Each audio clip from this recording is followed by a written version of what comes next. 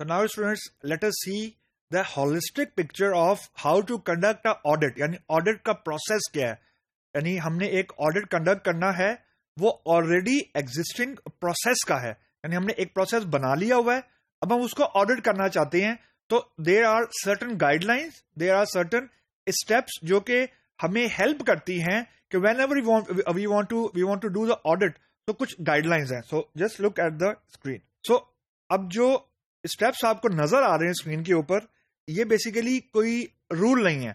Rule से मुराद ये है कि ये कोई हार्ड एंड फास्ट चीज नहीं है कि 6 स्टेप ही होने हैं, या कि 5 नहीं हो सकते, या कोई स्टेप स्किप नहीं हो सकता. ये जनरल गाइडलाइंस हैं. तो हम ये कहते हैं कि ये बेसिकली कंटिन्यूस ऑडिट एक चीज होती है कि जब हमने ये एज अ रूटीन मैटर बना दिया, या हमने as a standard operating procedure बना दिया कि हमने ऑडिट करना है, तो उसके लिए हमारे पास एक जनरल गाइडलाइंस है. सबसे पहला स्टेप जो है और सबसे क्रिटिकल स्टेप, कि ऑर्गेनाइजेशन में जरूरी नहीं कि सिर्फ एक ही प्रोसेस हो, there will be multiple processes going on in parallel. तो सबसे पहले आपने ये आइडेंटिफाई करना है कि which process is to be audited. यानी कोई ऐसा रीजन होना चाहिए कि आपने एक प्रोसेस को आइडेंटिफाई करना है, कुछ आपने बिजनेस वैल्यू, कुछ प्रायोरिटी उसको असाइन करनी है. यानी हर प्रोसेस का ऑडिट आप हर वक्त नहीं कर सकते. There must be some reason, there must be very strong goal behind it कि एक पर्टिकुलर प्रोसेस का आप ऑडिट क्यों करना चाह रहे हो. मतलब you will pick high priority process as a sample process to do the audit. That's step number 1 and that's very important. Step number 2, कि जब भी आपने ऑडिट कंडक्ट करना है तो आपने एक प्रोसेस को आइडेंटिफाई कर लिया, अब आप उसको over the period of time उसका डेटा मॉनिटर करोगे. यानी you have created certain process, और आपने जो लोग उसको यूज कर रहे हैं वो जब उस प्रोसेस को यूज करेंगे तो you will be getting some statistics. So you can't say कि मैंने आज प्रोसेस बनाया और कल से मैं उसको मॉनिटर करके कल ऑडिट शुरू कर दूंगा. ऐसी बात नहीं है. तो आप उसको कुछ ऑडिटिंग का या उसको मॉनिटरिंग का भी आप कुछ स्टेप्स या कुछ रूल्स आइडेंटिफाई करेंगे कि how you will be getting data. That is step number 2. Step number 3, और ये बड़ा जरूरी है कि आपने साल में या महीने में, what ever the frequency is, आपने कितनी मर्तबा ऑडिट करना है और कब करना है. मतलब is it on quarterly basis, is it by yearly, is it yearly basis, is it on monthly basis. ये इसके लिए अगेन कोई हार्ड एंड फास्ट रूल नहीं है.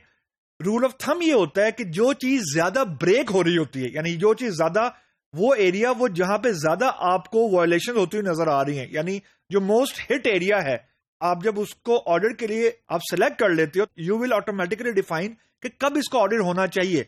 जो अगर एक ऐसा प्रोसेस है जो बहुत ज्यादा वायलेट हो रहा है, तो अमूमन मंथली बेसिस के ऊपर भी होता है, बाय मंथली बेसिस के ऊपर भी होता है. I mean it depend on the nature of the process. मतलब अमूमन क्वार्टरली अगर हम बेसिस पे करें, या हम बाय यानी हम साल में 2 मरतबा करें, तो it seems to be an acceptable frequency. लेकिन अगर प्रोसेस वायलेट बड़ा हो रहा है या डेटा सही नहीं आ रहा, यू नीड टू आइडेंटिफाई के व्हाट वेंट रॉन्ग, तो frequency is automatically change. Frequency कुछ भी नहीं होती, फ्रीक्वेंसी ये होती है कि कब कब आपने ऑडिट करना है और किस वक्त करना है. नेक्स्ट स्टेप, कि जब ऑडिट करना है तो what you want to get actually. आप यानी what are the parameter you are looking at. क्या आप नंबर ऑफ यूजर्स को टारगेट कर रहे हैं, क्या आप ये टारगेट कर रहे हैं, आई मीन कितने यूजर्स ने कितने स्टेप फॉलो किए हैं, क्या आप ये आइडेंटिफाई करना चाह रहे हैं कितने यूजर ने कितने स्टेप स्किप किए हैं, हर स्टेप स्किप करने की वजह से क्या हमारे हिटबैक हुआ है, एंड सो ऑन. इसको बोलते हैं configuring parameter. The next one is once you have defined the rule of engagement, you just follow up with the people.